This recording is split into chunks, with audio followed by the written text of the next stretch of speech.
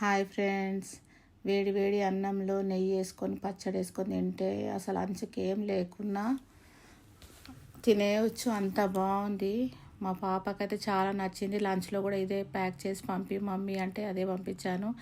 ఎల్లిపాయలు అరకిలో, పండు మిర్చి 100 గ్రామ్స్ ఎల్లిపాయలు, దానికి 100 గ్రామ్స్ చింతపండు, కొద్దిగా దొడ్డుప్పు.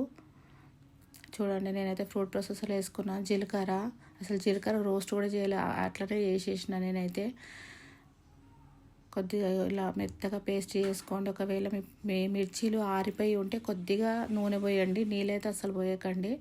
నూనె పోసి మిక్స్ చేయండి. ఇప్పుడేమో బగారు వేసుకుంటున్నాను నేనైతే. కొద్దిగా ఆవాలు, జీలకర్ర, శనగపప్పు, మినప్పప్పు, ఎల్లిపాయలు దంచేసుకున్న, ఎండుమిర్చి, కరివేపాకు,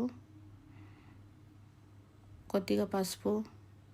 చాలా బాగుంటుంది అసలు. అప్పటికప్పుడే తినాలనిపిస్తే అప్పటికప్పుడే చేసేసుకొని తినేయడమే. 2-3 డేస్ ఉండాలని ఏముండదు. అప్పటికప్పుడే రెడీగా చేసేసి ఒక 5 మినిట్స్లో అన్నంలో వేసుకొని కలిపి తినేయచ్చు. నా ఛానల్ ఫస్ట్ టైం చూస్తుంటే సబ్స్క్రైబ్ చేసుకోండి.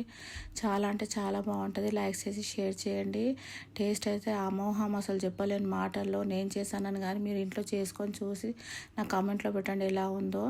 అసలు ఫ్రిడ్జ్లో పెట్టుకోవచ్చు, ఒక 1 to 2 months వరకు పెట్టవచ్చు. బయట అయితే ఒక 1 month ఉంటుంది. చాలా బాగుంటుంది, ట్రై చేయండి. Thank you.